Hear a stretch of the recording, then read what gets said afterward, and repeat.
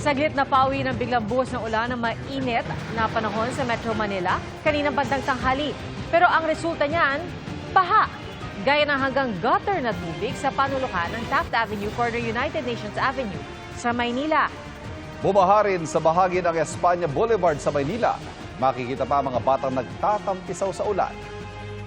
Samantala sa Nia Road sa Quezon City, may mga bata ring nagsiligo sa ulan. Shear line ang nagpaulan sa Metro Manila kanina ayon sa Pag-asa. Pero mga kapuso, mag-ingat pa rin sa pagtindi ng init. Magandang hapon po. Pasintabi at sensitibo po ang aming balita. Isang batang babae na 3 taong gulang lang ang pinatay at umano'y ginahasa sa Davao Occidental.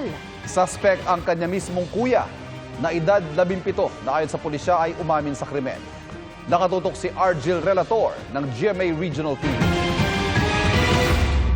Hubot-hubad at duguan ang mukha dahil sa tinamong sugat. Sa ganitong kalunos-lunos na kalagayan, natagpuan ang isang babaeng 3 taong gulang. Ang kanyang bangkay nakita hapon nitong Huwebes sa Sitio Nara sa Barangay Nuing sa bayan ng Jose Abad Santos sa Davao Occidental. Sospek sa pagpatay sa paslit ang kapatid niyang lalaki na 17 taong gulang. Batay sa investigasyon ng pulisya, lasing umanong umuwi ang sospek sa kanilang bahay. Kinuha niya ang bata at dinala raw sa Copra Dryer o Pugon. 40 metro ang layo mula sa kanilang bahay. Sa Pugon nadiskubre ang labi. Nakakita sa pagdala niya doon ay yung 10 years old na bata. Kasin po ng bata, tatakit tayo din. Maya-maya, meron silang narinig na iyak. Parang magsabi yung batang tulong. Pero hindi lang pinansin kasi nung bata at saka nung mama ng bata na nakarinig din. Kasi kasama naman yung kapatid. Bali, hindi nila in-expect yung pangyayari. Nahuli ng mga residente ang sospek ilang metro ang layo mula sa pinangyarihan ng krimen. Nasa kustodiya na siya ng Jose Abad Santos Municipal Police Station at nakatakdang sampahan ng reklamong rape with homicide. Umamin ang sospek sa kanyang ginawa ayon sa pulisya. Ginahasa niya yung bata, tapos sobrang ingay daw, inapak niya ng matigas na bakal yung pupul.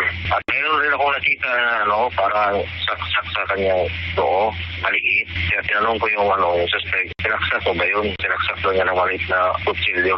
Lumabas sa resulta ng post-mortem examination na may nakitang laceration sa ari ng biktima. Agad inilibing ang bata. Sinisika pa ng GMA Regional TV na makuna ng pahayag ang sospek at ang pamilya ng biktima. Para sa GMA Integrated News, Argel Relator ng GMA Regional TV, nakatutok 24 oras. Dead on arrival sa ospital ang isang Korean national na pinagbabaril ng riding in tandem sa Maynila. Huli kampa sa CCTV ang paghingi ng tulong ng babaeng kasama ng biktima. Nakatutok si Jomar Apresto, exclusive. Kuha sa CCTV footage ang pagtakbo ng babaeng ito mula sa eskinita ng Sinagoga Street papunta sa MH Del Pilar sa Malate, Maynila pasado alas 8 kagabi. Kita sa video na tila humihingi siya ng tulong sa mga tao na nasa isang convenience store. Maya-maya, muli siyang bumalik sa eskinita.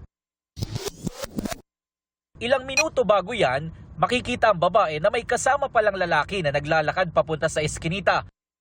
Kasabay nito ang pagdating naman ng 4 na lalaki na nakasakay sa 2 motorsiklo. Agad bumaba ang 2 angkas pagkaliko sa eskinita.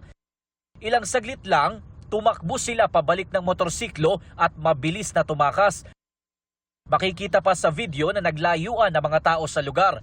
Pinagbabaril na pala ng 2 angkas ang lalaki na kasama ng babae. Base sa impormasyon na natanggap ng barangay, isang Korean national ang biktima na nakatira sa isang condominium sa lugar. Nakareceive po kami ng tawag galing sa isang concerned citizen. Nakarinig daw po sila ng putukan.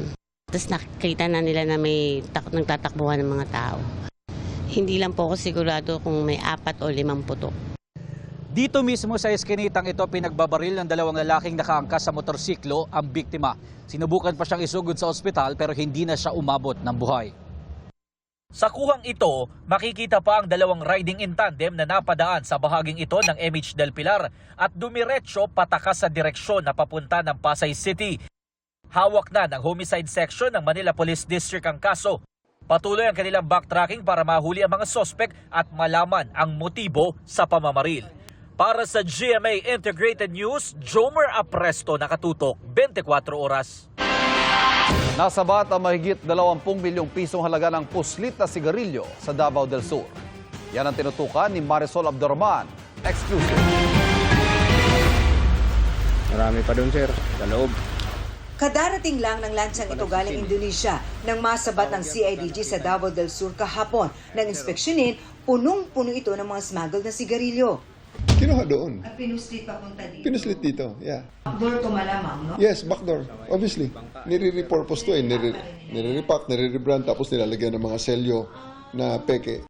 Ipupusit daw papunta sa ibang lugar ang mga nasabat na sigarilyo na aabot sa 21 billion pesos ang halaga. I-distribute ito sa iba-ibang parte ng Pilipinas. Umaabot ng Manila ang distribution network ito. Ayon sa CIDG, na ibibenta raw ng mura ang mga ito kaya may mga tumatangkilik. Gaano siya kamura compared to the local cigarettes that we have? Wala pang 1/3, wala pang 1/4 ng presyo.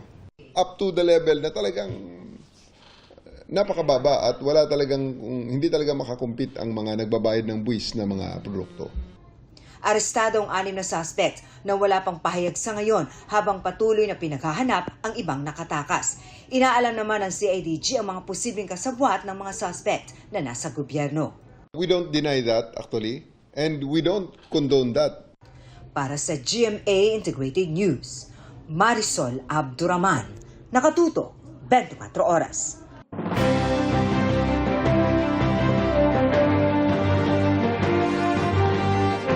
Ilang tumatakbong senador ang pinagpapaliwanag ng COMELEC dahil sa mga campaign poster na wala umano sa tamang lugar at hindi eco-friendly. Ang iba ipinako pa sa mga puno na inalmahan ng mga netizen at isang eksperto. Nakatutok si Mark Salazar. Yan, marami sila. Minasakir nila yung mga puno ng mga mahogany, ng mga puno ng akasya. Yan, Halos 1 milyong views na sa Facebook ang shoutout na ito laban sa pagpapakuan niya ng mga campaign material sa mga puno. May iba rin ako nakitang mga ganito. Kung nakapagsasalita lang ang puno, ano kayang mensahe nila sa mga kandidato at supporters na nagpako ng poster sa kanilang katawan? Ayon sa mga native tree enthusiasts, kahit nakasanayan na yan, may buhay pa rin ang mga puno at hindi lahat ay matibay sa pako. Yung pako, hindi natin nakikita yung dala niyang amag o bakterya. Kapag pinakuan mo yan, doon nagsisimula yung pagkabulok. Sabi ng COMELEC, may batas na sila laban sa ganito. Hindi po ba meron tayong environmentally sustainable election? May buhay po yung puno eh. Di ba kahit nga kayo, pakuan nga kayo sa kahit na sa kuko nyo lang masakit eh. Ngayon yung puno pa rin naman. Ganun din yun.